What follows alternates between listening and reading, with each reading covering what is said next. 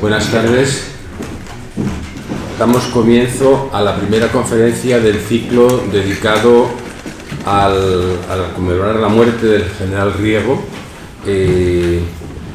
ciclo organizado por la Real Academia Asturiana de Jurisprudencia y por el Real Instituto de Estudios Asturianos. La semana pasada inaugurábamos otro ciclo dedicado a un jinetense ilustre, el conde de Campomanes, y hoy nos toca, del que conmemorábamos el tercer centenario de su nacimiento, y hoy nos toca, vamos a hablar de la muerte, conferencias en torno a la muerte de Rafael del Riego, que fue en 1823, los 200 años.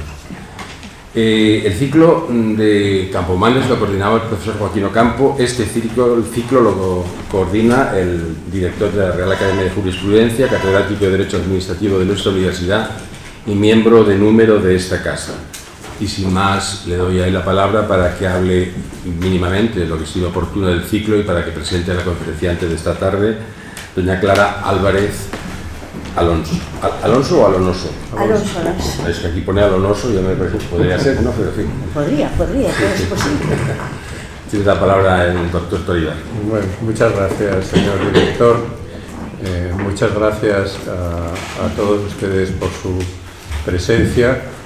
Quiero singularizar, pues justamente en el inicio de este ciclo y ante la conferencia de una especialista tan reputada como la profesora Clara Álvarez, pues las gestiones del profesor Ignacio Fernández Sarasola para que este ciclo y especialmente esta conferencia pues fuera también posible. Saludo también pues a las autoridades aquí presentes, pues al director general de Gobernanza, Participación Ciudadana y Transparencia, y a la directora de la Cátedra Rafael del Riego de Buen Gobierno, que pues, también enriquece con su presencia pues este acto conmemorativo, yo creo que necesario, justamente de reconocimiento del general Riego.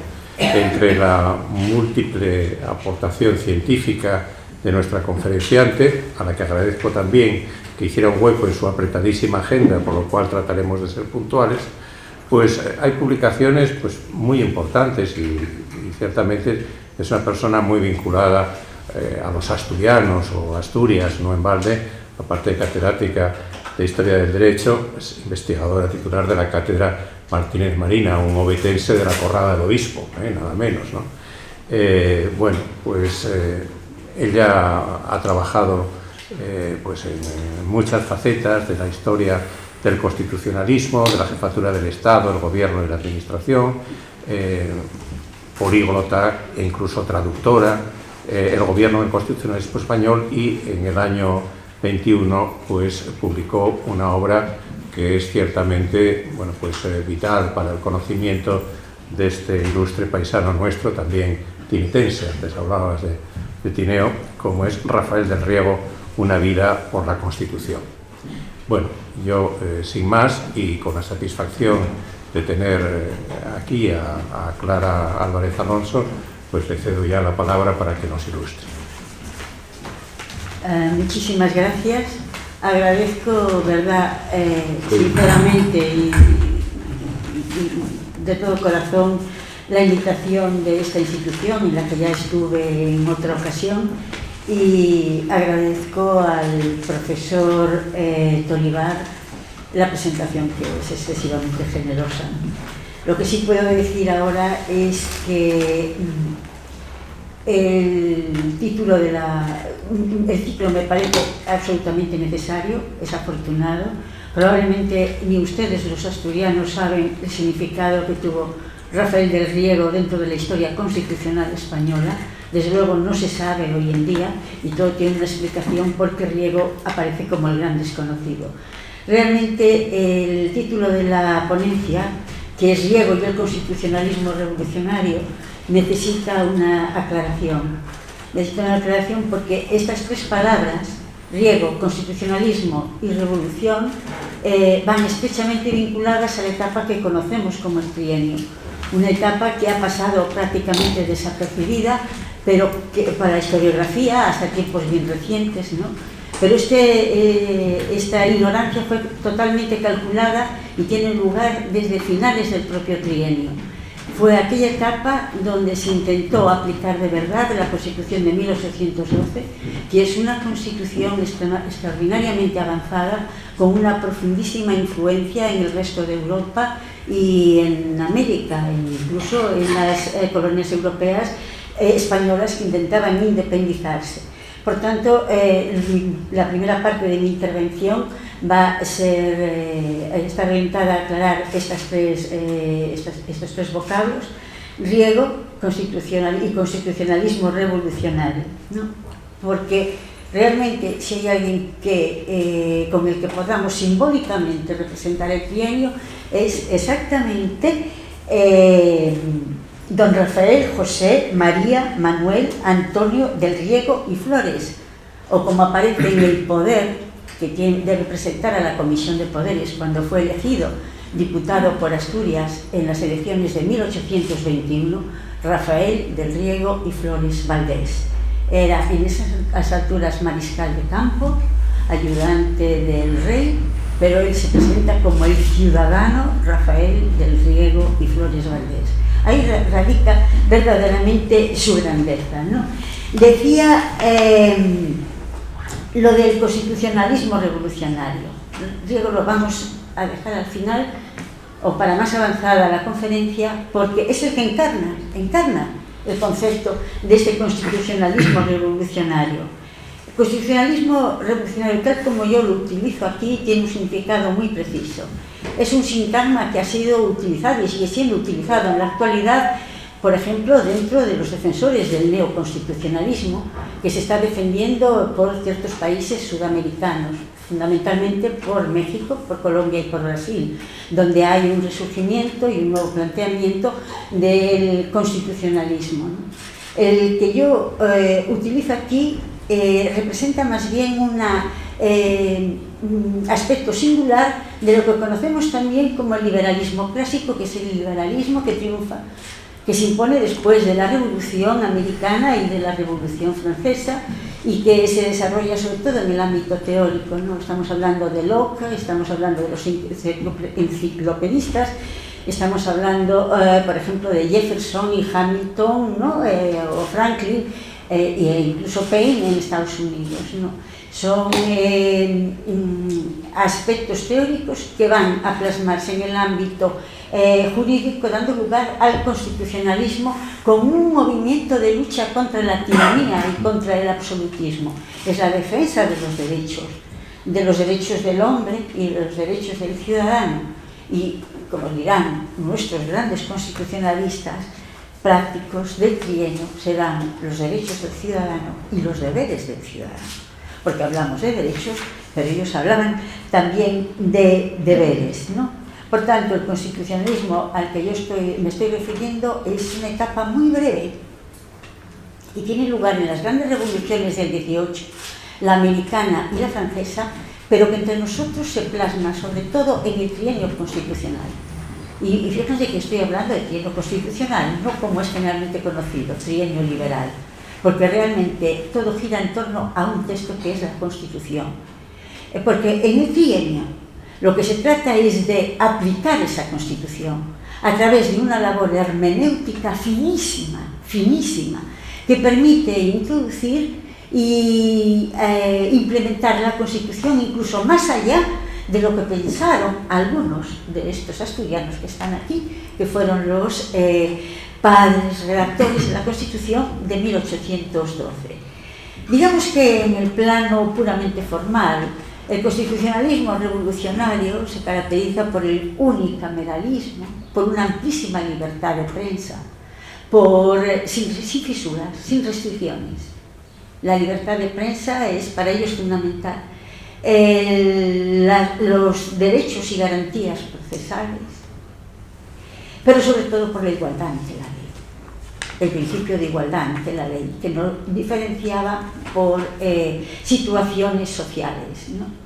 Lo que ocurre es que en el trienio el liberalismo hispánico estaba dividido y había los que permanecían absolutamente fieles a la Constitución de 1812, que conocemos como exaltados, nombre que le da el órgano de expresión de ellos, el Zurriago, que es el órgano por excelencia de expresión del liberalismo exaltado, y que se denominan así por la exaltación de la Constitución de Cádiz.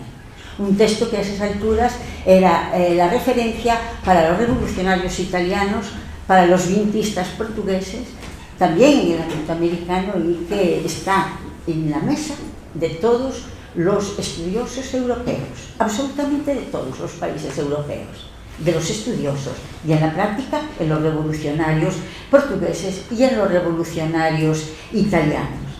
Decíamos, por tanto, que este constitucionalismo revolucionario va mucho más allá de lo que se está defendiendo, de lo que está triunfando en el resto de Europa. Una Europa que ha vuelto al absolutismo, o en el mejor de los casos es la Europa de las cartas otorgadas, es decir, textos constitucionales que concede el rey, no que proceden de la soberanía nacional. Porque este es un principio muy importante, que singulariza los orígenes de nuestro constitucionalismo. Mientras, como por ejemplo dice el profesor Ruiz Miguel, yo creo que con acierto, y desde luego, como han señalado, dos de los mejores, de los más reconocidos estudiosos de la Constitución de 1812 y de la historia del constitucionalismo español en general, que son de aquí, que son del Departamento de Derecho Constitucional, el profesor desaparecido desgraciadamente, el profesor Joaquín Varela Ángeles y el profesor Fernández Sarasola. La Constitución de Cádiz, a diferencia de otras constituciones, no nace del principio dinástico, nace de un principio de soberanía nacional, nace de abajo, se construye de abajo, no viene impuesta. Eso es lo que pensaban los exaltados, eso es lo que pensaron los constituyentes del 12, pero es lo que no pensaban un grupo de aquellos doceañistas que se han convertido al moderantismo, que son los conservadores. Estos conservadores ya miran con recelo a esa Constitución. Son los moderados, y sobre todo el ala más radical de los mismos, que es la Sociedad del Anillo de Oro. Se llama así, anilleros, porque formaban una sociedad que tenían para reconocerse entre sus miembros un anillo de oro, y según el anillo sabían si eran miembros o no de la sociedad. Pues bien, para estos la Constitución del 12 era un texto obsoleto, era un texto inaplicable, era un texto que había que derrocar. Y ahí tenemos ya que el conflicto, y donde hay un conflicto no puede salir nada bueno. Lo peor de todo esto, la lectura, y volveré sobre ello al final, es que los constitucionalistas fueron los vencidos y triunfaron los anticonstitucionalistas. Y eso es lo que va a determinar la historia española de todo el siglo XIX, y si me apuran, incluso hasta hoy. Pues bien, Riego es uno de los constitucionalistas. Digamos que los exaltados lo eligieron como su símbolo. ¿Y por qué? Porque él fue el que llevó a cabo el acto más singular. Fue la promulgación de la Constitución de 1812, exactamente el 1 de enero de 1820 en Cabezas de San Juan. Él formaba parte de un cuerpo expedicionario para América y en vez de subir a los barcos, que en teoría iban a apaciguar los levantamientos, pronuncia una de las proclamas más memorables del siglo XIX y de toda la historia constitucional reciente española. ¿Qué decía en esa proclama? Se hace dos actos que son constitucionales, un profundo valor constitucional.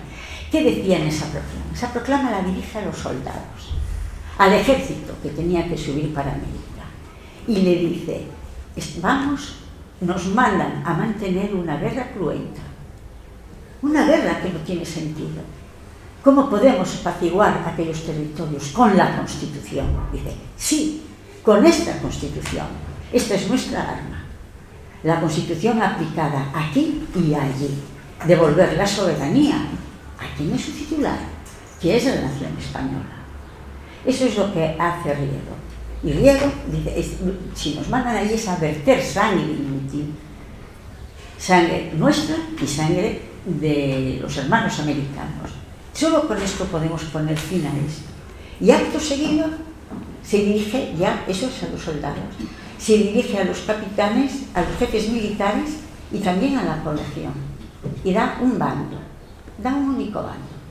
Y el bando dice lo siguiente: por este bando proclamo que se repone a los alcaldes constitucionales que eran en 1814, los alcaldes de Cabezas de San Juan.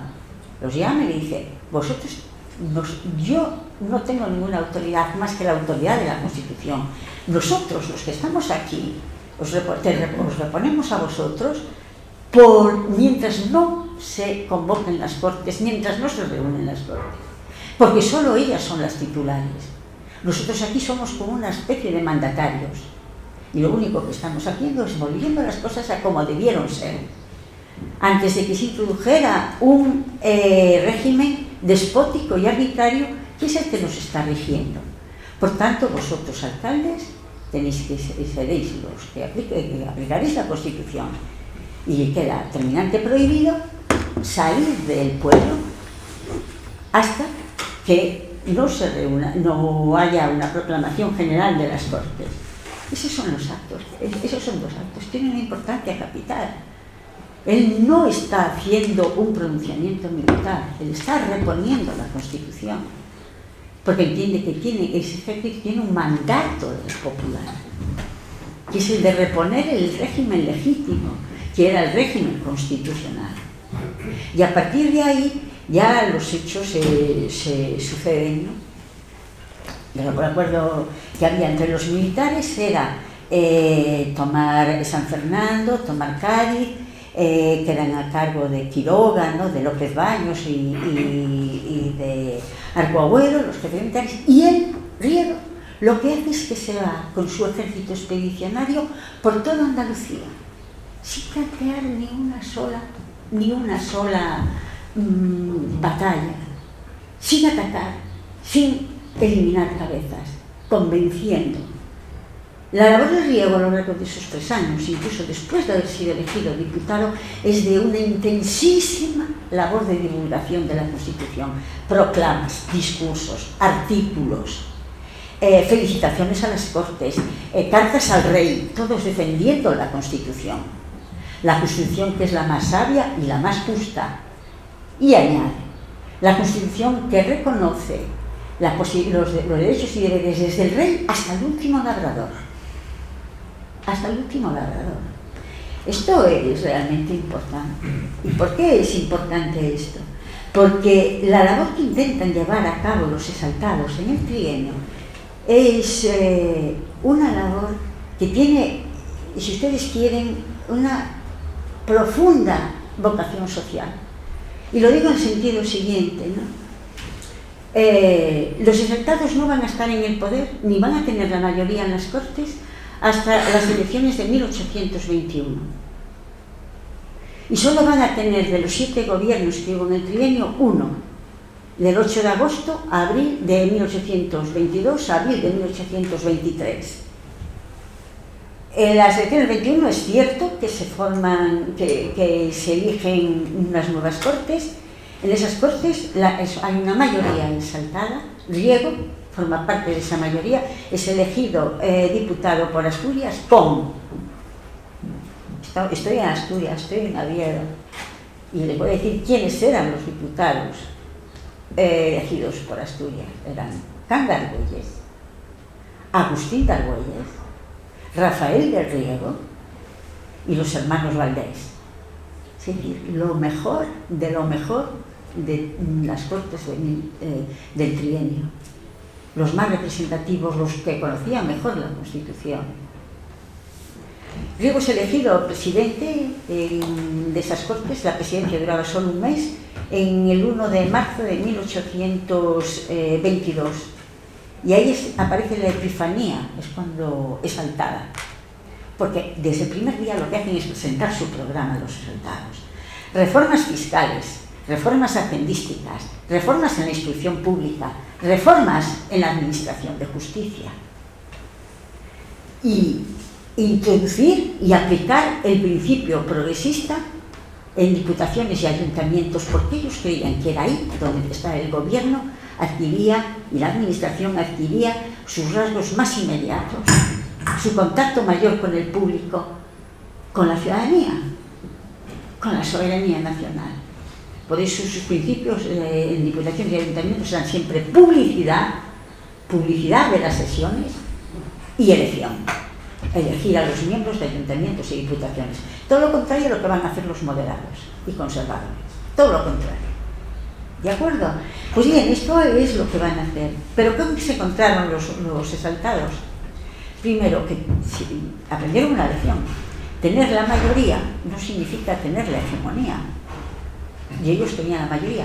Pero como dice el profesor Carantoña, el que ustedes tendrán aquí, que es un magnífico historiador, ellos no eran los hegemónicos. Ellos llevaban el programa. Pero desde el mismo momento en que entraron, tanto el rey como en las propias cortes dinamitaron todos sus proyectos, absolutamente todos. Uno de los proyectos que me resulta a mí más interesante, al margen de los fiscales, que era, y de las reformas hacendísticas a las que tuvieron que enfrentarse porque los gobiernos moderados habían celebrado unos empréstitos calamitosos con unos intereses que eran impagables. Aparte de eso, de lo que se encargó Cangargüelles de presentar su solución, es la Ley de Instrucción Pública, para la que habían previsto 3 niveles a cargo del Estado, gratuitas. 3 niveles, un primer nivel, un segundo nivel y un tercer nivel. El primer nivel era para niños y niñas. Estamos hablando de 1822. Y se da la instrucción a niñas, a cargo del Estado. Esa ley finalmente no pudo ser aprobada. ¿Por qué? Porque implicaba unas reformas a las que no se podía hacer frente simplemente por pagar los empréstitos en los que se habían metido los gobiernos preexistentes. En segundo lugar, y con lo que chocaron aquellas cortes en las que radicaba la soberanía, fue que el gobierno era anillero. Estaba compuesto por Martínez de la Rosa y por miembros de la Sociedad del Anillo de Oro, que eran enemigos absolutamente encarnizados. En esa situación, el programa de la Constitución de 1812, que se basaba en una separación clara de poderes, en que el legislativo dirigía y el gobierno ejecutaba, no podía tener lugar. Y no lo tuvo. Las Cortes aprobaban Cortes, pero el Ejecutivo no las aplicaba. No las aplicaba. Y eso es lo que nos va a decir Riego en 1823. Es lo que me interesa a mí. El profesor Laparra les hablará de Riego, y les hablará de la persona de Riego, y les hablará de cómo se formó, y les hablará del militar. Yo quiero hablar aquí del constitucionalista, ¿no? Riego, en el año 23, cuando hay una gran alianza entre los realistas y Francia, que realmente está apoyando la contrarrevolución, en la que tienen una intervención muy directa los moderados, absoluta, una participación activa a los moderados en su lucha contra los exaltados, porque en ese momento en el trienio aparece una de las más feroces y perniciosos hábitos que tiene la política española. Es considerar al adversario político como un enemigo a batir, y entonces vale todo, valen los métodos legales e ilegales. Y eso es lo que pasó, lo que hicieron los moderados. Utilizaron estos métodos aliándose y al final ocurrió todo esto. En 1822 las Cortes tienen que en 23 el ejército francés sin declarar guerra, pero con la aquiescencia de Fernando VII y de los absolutistas españoles atraviesa la frontera y ocupa España. Lo más triste, ¿saben qué fue? Lo más triste fue que los jefes militares españoles de los ejércitos nacionales, de los ejércitos de acción, no presentaron ni una sola batalla. El ejército de Andalucía por Ballesteros, el ejército del norte y del centro por Morillo, el ejército del centro y el este por la Bisbal, firmó la capitulación sin presentar ni una sola batalla. ¿Quiénes presentaron la batalla? Riego se levanta en las Cortes, es diputado y se ofrece. Cuando las Cortes habían aprobado en el 21, cuando disolvieron el ejército de la isla, el ejército que era el constitucionalista, lo disolvieron.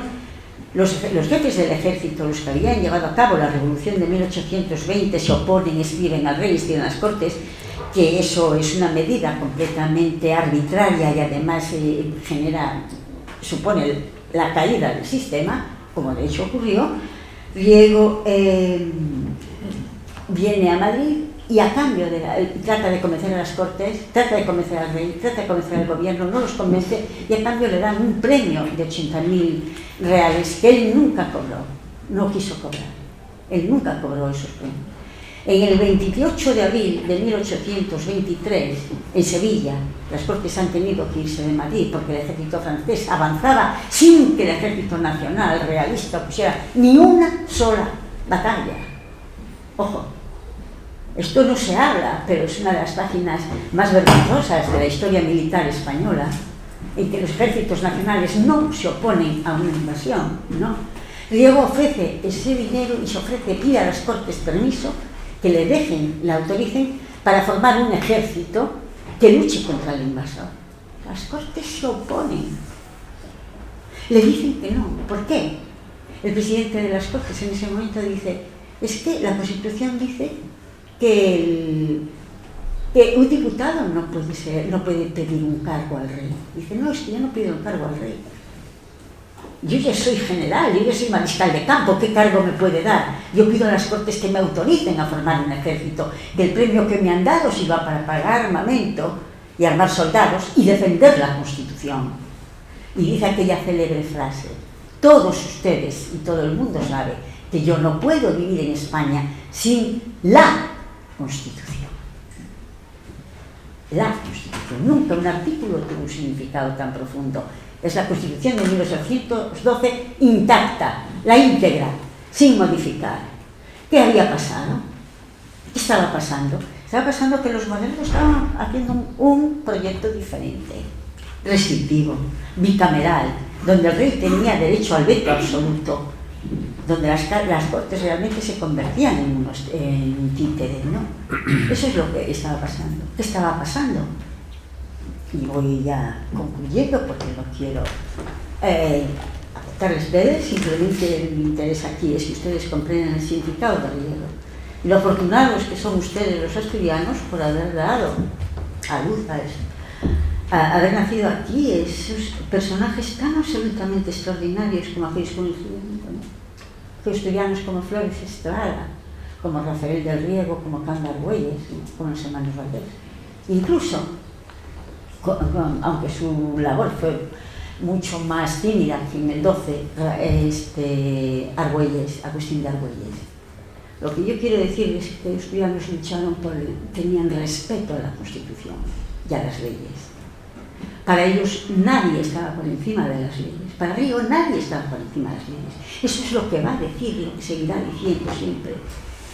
Y lo que había pasado es que se había perdido, un siglo después, más de un siglo después, un escritor conservador, ¿no? Como es Bertrand, él escribe, si se pierde el respeto a la Constitución y a las leyes, se pierde todo. Lo que habían perdido los moderados es el respeto a la Constitución y a las leyes. Y entonces el sistema tenía que caer. Rafael del Riego, hasta el último momento, en agosto, cuando ya todo estaba perdido, intentó convencer al general absolutista que estaba ocupando Andalucía. Él se dirige al ejército de Ballesteros, que se había rendido ya a los franceses, aunque no era conocido, y habla con él diciendo, traigo refuerzos, prendemos batalla. Ballesteros le dice que sí, pero en la noche se va y lo deja solo. Y a partir de ahí hay una delación, él quiere unirse al ejército de López Baños, que está en Extremadura, y le delatan un señor de un cortijo, le cogen prisionero y lo traen a Madrid. El sufrimiento que sufre Riego en el viaje a Madrid, donde la gente salía a insultarle y a lanzarle excrementos en una jaula, es indescriptible. Pero incluso en esos momentos él está defendiendo la Constitución. Cuando se queda solo en Andalucía, en Málaga, le escribe al general realista diciéndole, le escribe el 23 de agosto, diciéndole que en la Constitución está la salvación, en la intacta, como le llamaban, la Constitución de 1812 íntegra, sin recortes. En eso está la salvación. Cuando le someten a juicio en Madrid, él dice que no reconoce otra cosa que la Constitución, que se le aplique la Constitución, ¿no? Que fue un constitucionalista leal. Había empezado diciéndoles cómo firma el bando. Lo firma el 1 de abril el Ejército Nacional y Patriótico, en el cantón del Ejército Nacional y Patriótico. Y firma Rafael del Riego, porque de eso se trataba. Riego fue un constitucionalista y fue un patriota. Los que no lo fueron quienes le condenaron a muerte, quienes le abandonaron y quienes no respetaron la Constitución. No se respeta la Constitución cuando no se aplica. Eso es lo que dijo Riego. Y esa es, sinceramente, la lección que creo que tenemos que aprender. Cuando lo peor y concluye ya con esto, ¿no? Esta es la visión de Riego, que yo solo he hecho aquí unas pinceladas, porque es una figura que mereció su tiempo y merece hoy en día que se le reivindique. Me han dicho esta mañana que han creado la cátedra Rafael del Riego, espero que su directora, que es una mujer muy audaz, consiga que no sea algo transitorio, que sea algo permanente y que sea dedicado a la defensa de la Constitución, como la defendió Riego. Cuando la aprisionaron, la Gaceta de Madrid y los periódicos le tenían tanto temor, que están cosas diciendo, hoy fue apresado el criminal Riego, y el criminal Riego iba por ahí, o sea, tratándolo de la forma más infame posible. Cuando es ejecutado el 7 de noviembre de 1823 en la Plaza de la Cebada de Madrid, condenado a la horca, siendo él un militar que tenía derecho, no un militar, era mariscal de campo, a ser fusilado, tuvo que arrastrarse porque las torturas a las que había sido sometido le impedían ponerse de pie, tuvo que arrastrarse en el taral, subir esto. Y ya lo más infame de todo es que la Gaceta de Madrid lance a la venta un facsímil donde pone retractación del general, ahí le devuelve el título, don Rafael del Riego, en que se retrata de su adhesión a la Constitución, cosa que nunca sucedió. Los anilleros utilizaron exactamente lo mismo, los moderados. Quintana, el poeta Quintana, que era presidente de la Sociedad del Anillo de Oro, escribe unas cartas a Lord Holland, que había participado tanto en la Constitución durante la época gaditana, y la primera carta es de noviembre del 23, ni una sola alusión, el 23 de noviembre escribe a la ejecución de Riego. La primera alusión que hay es en diciembre, y ¿sabe cómo define a Riego? Prepotente, ignorante, vanidoso. Él que había redactado un proyecto de constitución completamente opuesto a la Constitución de 1812, que había infringido abiertamente la Constitución, que había conspirado contra la Constitución, le llama a Riego, que defendió hasta el último momento la Constitución, le llama vanidoso, prepotente, incompetente y que no era un constitucionalista. Esta es la historia de nuestro país. Ahí estamos, ¿no? 200 años después, es para preguntarse, ¿por qué Riego aparece solo ahí como, bueno, el himno de Riego, o como mucho, el que promulgó la Constitución? Riego fue mucho más que eso. Fue el más notable, el más noble y el más combativo de los defensores de la Constitución, el que respetó el gobierno de las leyes, el que puso por encima de toda la Constitución. Y eso es lo que hay que hacer en un régimen constitucional. Así que a ustedes, asturianos, ovetenses, Riego, que estudió aquí, estudió en la Universidad de Oviedo, estudió leyes, estudió cánones y estudió latín, que hablaba perfectamente el inglés y el francés, que se comunicaba en inglés con su esposa, que era su sobrina, por otro lado, ¿no? que tuvo un prestigio en todo el mundo conocido absolutamente asombroso. Así que ustedes, asturianos, pregúntense si son realmente fieles y leales, como lo fue la Constitución, al recuerdo de Rafael del Riego. Muchas gracias.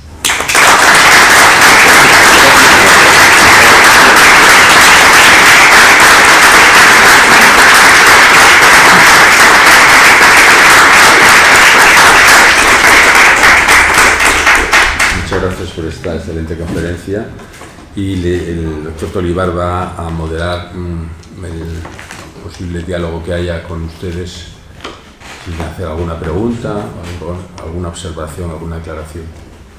Sí, si desean, no tienes inconveniente, ¿verdad? No, unos no. minutos todavía tenemos. Sí, pues entremos en los minutos. Sí, Lo sí. único que tengo la vida, ya saben. Una persona, todavía. Sí. ¿Alguna persona desea intervenir, por favor?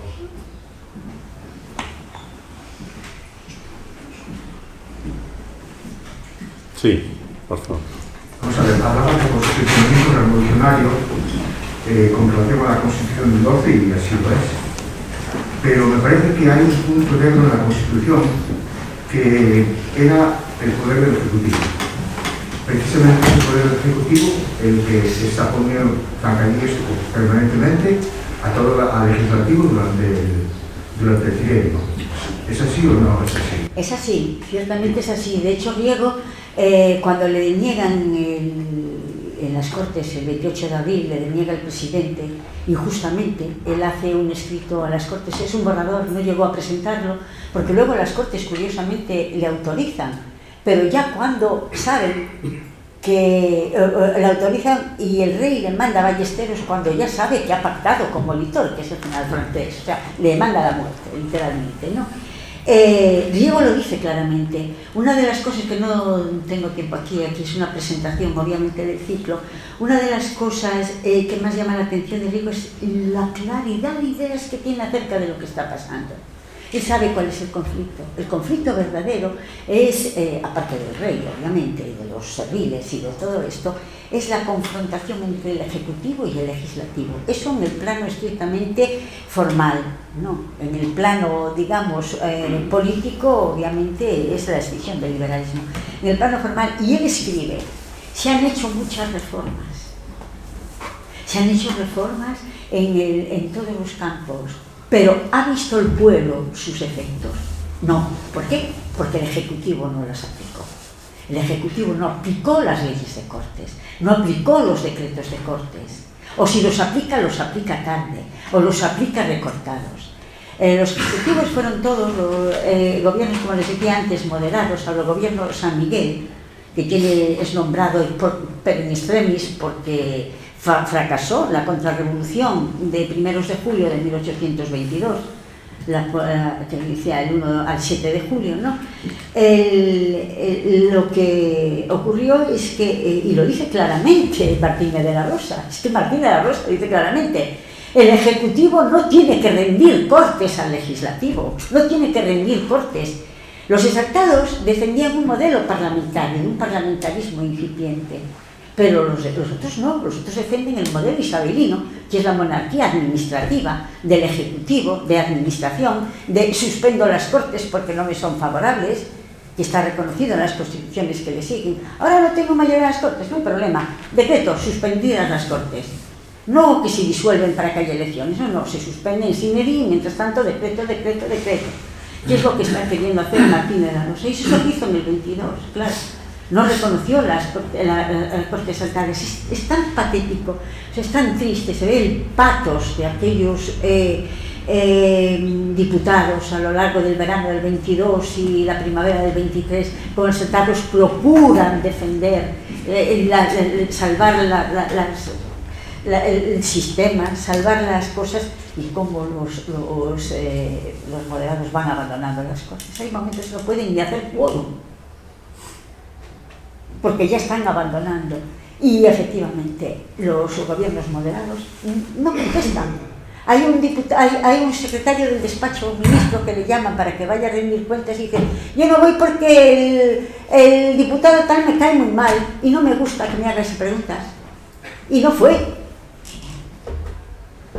cuando el artículo 226 de la Constitución obliga a que los secretarios del despacho tienen que ir a las Cortes a responder a las interpelaciones de los diputados siempre que se produzcan. Eso es lo que pasó. Y efectivamente, la Constitución es una separación de poderes, cierto, y el Ejecutivo tenía que ejecutar, pero no ejecutaba.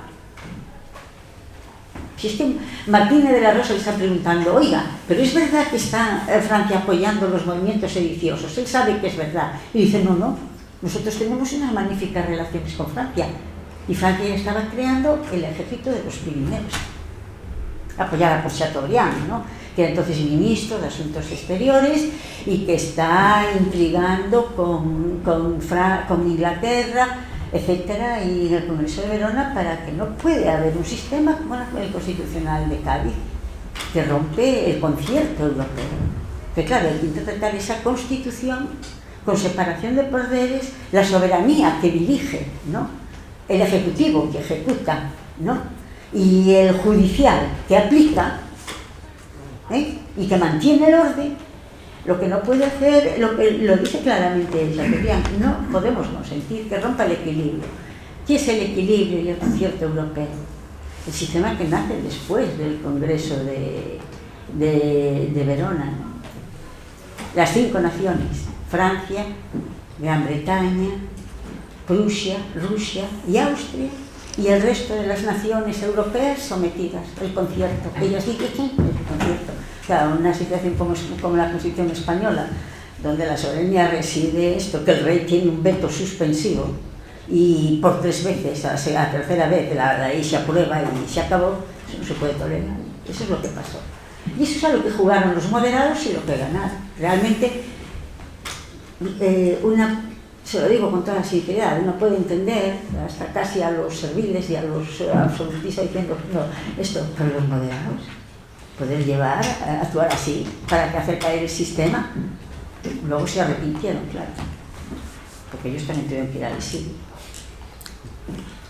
Hablando de asturianos olvidados, tenemos a Flores Estrada, que en el 23 no quiso coger el gobierno español. ¿Cuál cree usted que fueron las causas? Que salió tarifando por aquello, bueno, el tarifando no es el término adecuado, porque lo entendemos perfectamente. Flores Estrada es uno de los más brillantes, desde luego, tiene en la cabeza, como jurista, como economista, su libro de economía fue utilizado en las universidades españolas, europeas, como libro de texto, pero durante buena parte del siglo XIX. Flores Estrada, ya sabe usted que ese Fernando VII le había... la Constitución de Cádiz tenía un sistema electoral que era el siguiente: se puede ser elegido por una legislatura, pero no pueden volver a ser elegidos en la siguiente legislatura. Flores fue elegido en la primera legislatura, fue diputado allí, con Romero Alpuente, con otros diputados, pero que eran testimoniales, la presencia de los exaltados, pero muy activa y muy inteligente, pero que no tenía nada que hacer. Y cuando sale en el año, en marzo del 23, cuando cae el gobierno San Miguel, que es el gobierno moderado, Fernando VII nombra a un gobierno mucho más exaltado que está presidido por Flores Estrada, pero lo nombró a propósito para que nunca tomara posesión. Porque no dejó a los secretarios de Estado que presentaran las memorias, porque la Constitución era muy clara, decía, no se puede formar gobierno hasta que no se lean las memorias de los secretarios, de los ministros. Y lo que hizo fue no dejarles leer. Entonces se va postergando, está nombrando. Por cierto, aquí hace falta Flores y Riego, inmediatamente ya, entre estos retratos, que no están. Lo que hace Flores Estrada en ese caso es que no pueden tomar posesión, no toman. ¿Y qué hace entonces Fernando VII? Que en mayo, les ocurría en abril del 23, a finales de marzo del 23, en mayo nombra a Pando, el más radical y el más reaccionario de todos los moderados, de todos el partido moderado, que iba contra el anticonstitucionalista, ¿no? Flores Estrada es uno de los que acusa en Londres a Calatrava, al último gobierno del trienio, lo acusa, le va diciendo las causas por las que cayó el trienio y le hace responsable a él directamente. Calatrava no era el peor de los, ni mucho menos, era una persona moderada, nosotros era más bien doctrina moderada, pero no estuvo a la altura realmente, y le da 10 acusaciones, y la segunda es el comportamiento que tuvo con Riego cuando la Capitanía General de Galicia. Porque a Riego el rey le nombra a capitán general de Galicia y le destituye sin llegar a tomar posesión. Luego le nombra capitán general de Aragón y le destituye acusado de republicanismo, y era simplemente porque estaba defendiendo la Constitución frente al arzobispo de Zaragoza, que estaba haciendo una campaña anticonstitucional. Pero el gobierno no atacó al señor arzobispo, pero sí destituyó a Riego.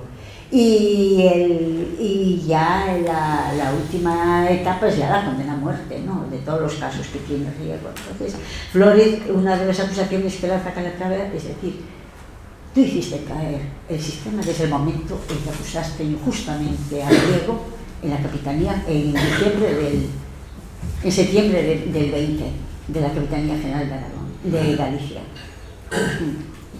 Flórez sin duda es de los más brillantes. Tenía el Estado en la cabeza, realmente, buenísimo. Tiene la representación que tiene cuando dice aquello de...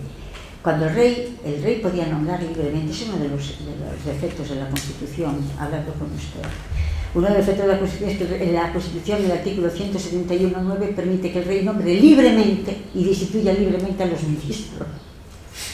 Jugó con eso, ¿no? Y nombró libremente y destituyó a los ministros como quiso, y además sabía que iba a causar conflictos, sobre todo en Madrid, y entonces él se iba al Escorial, dejaba que Madrid ardiera y él se iba al Escorial. Decía, bueno, yo enciendo el fuego, la llama, ahora que otros la apaguen, ¿no? Eso es lo que sucede, ¿no? Y Flórez pues hizo mucho más de lo que pudo. Fueron auténticos, fueron héroes realmente, pero tampoco es que sean héroes, fueron lo que tenían que hacer. En un gobierno de las leyes la ley se cumple y nadie está por encima de las leyes. Y lo que pasó allí es que muchos se pusieron por encima de las leyes o contra las leyes. No se mantuvo el respeto religioso que le tenían ellos, que le tenía Flórez, que le tenía Riego, que le tenía Canda, que le tenía Oliver, que le tenían todos esos. Una última pregunta, si alguien quiere hacerla, porque tenemos tiempo. Yo no quiero monopolizarla, pero si no hay más gente, vuelvo a insistir. Sí. Habría que hablar también de que en esa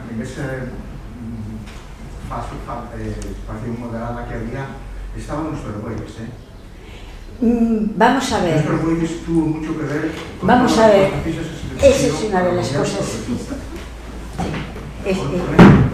Tiene razón, pero parcialmente. Vamos a ver. Dentro de los moderados hay una sección muy radical, que es la que redacta el fuero real, que es el estatuto real, el que hubo después, ¿no? Y es la de los anilleros. Argüelles nunca fue un anillero, no fue anillero, no perteneció a la sociedad del Anillo de Oro. Sí es verdad que formó parte del gobierno, el primer gobierno constitucional, que nombra a Fernando VII, ¿no? Y que él es además ministro, tuvo la Secretaría del Despacho más complicada, que fue la de Gobernación, ¿no? Él es el que adopta la resolución, el que decide, aunque se adoptó por unanimidad en el Consejo de Ministros, porque ellos eran un Consejo de Ministros, no, normalmente se suele decir que fue el decreto del 23 de Fernando VII, no, en el trienio ya actúan como Consejo de Ministros, y es el que decide, que dice que hay que eliminar el ejército de observación, el ejército de Andalucía, es decir, el ejército que estaba al mando de Quiroga, Riego y Arcahuero y López Baños, es decir, los jefes de la insurrección. Claro, cuando eso ocurre, primero, los diputados que procedían de Andalucía dicen que se negaban, que no entendían por qué se disolvía aquel ejército, cuando aquello era un polvorín. Y entonces cuando viene Riego a Madrid, y Riego viene con la intención, viene comisionado por los otros jefes, con la intención de convencer al rey y al gobierno de que abolan que deroguen ese decreto. Pero no hacen caso. Entonces es cuando le hacen ese famoso homenaje, la comida, etcétera, y él lo que hace, él hace un homenaje en el Teatro del Príncipe y se ponen a cantar una canción anticonstitucional, antiabsolutista, y le echan la culpa. ¿Qué hace Argüelles? Argüelles primero lo niega, pero después, cuando firman la orden de traslado, él venía a tomar, iba de paso a Galicia a tomar la capitanía, a la que había renunciado y que le obligó el rey a aceptarla.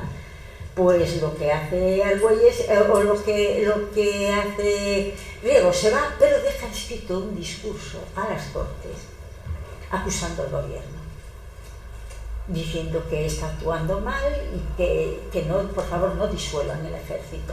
Entonces ahí es cuando ya hay un discurso el día 7 de septiembre del 20, un discurso de Argüelles en las Cortes que desde luego le llamaban el divino, como usted bien sabe, por lo bien que hablaba, era un orador excepcional, pero ahí lo que dice miente descaradamente a las Cortes, al extremo que Flórez, Estrada y Romero Alpuente le dicen: oiga, ¿qué está diciendo usted? Dice: si este señor es un héroe, si no está aquí, si se ha ido, ¿cómo va a ser el responsable de los conflictos? Y al final lo que ocurre es que Flórez y Romero Alpuente piden que se cree una comisión para estudiar el asunto Riego frente a Argüelles, que no quería ir, pero que tuvo que ir, porque Argüelles sí cumple la Constitución. Argüelles no está contra la Constitución. Argüelles sí estaba contra los expedicionarios, contra los de la isla, estaba contra los exaltados, pero no contra la Constitución. Y eso le diferencia claramente de los exaltados. Y lo que hace aquí el señor Conde de Toreno, no sé si andará su fantasma por aquí, el señor Conde de Toreno lo que hace es decir: sí, que se forme una comisión, pero que pase a la de premios. Es decir, no se ve el caso en que estaban imputando de un delito contra la Constitución a Riego, sino que la pasan a la de premios para que le den un premio. Claro, lo que hace en ese caso Flórez e Istúriz es decir: renunciamos. Nosotros no vamos a formar parte de una constitución, de una comisión. Las comisiones estaban prescritas, ¿no?, por el reglamento de corte. Yo no voy a formar parte de una comisión que es un títere, no se la admitió. Pero bueno, Argüelles es cierto que actuó ahí próximo a los moderados, pero jamás conculcó la Constitución, jamás. Y eso es una diferencia fundamental. Muy bien. Sí, pues nada, ya terminamos. Muchas gracias por haber asistido a esta magnífica conferencia y muchas gracias. Y mucho éxito con las siguientes, y vengan, porque tienen ustedes a unos conferenciantes extraordinarios los próximos. La profesora Alicia Lastra, el profesor Carantoño, el profesor Emilio La Parra. Contaremos con sus ideas y su ayuda para poner los retratos que faltan en Póngalos. Hay un busto, profesor Contreras, te lo decía, de Riego aquí. Ahí fue así. Bueno, puede que haya un busto, pero aquí están los retratos y no están ni él ni Flores. Y tiene que estar. Tomamos nota. Muchas gracias por su asistencia y levantamos la sesión. Gracias.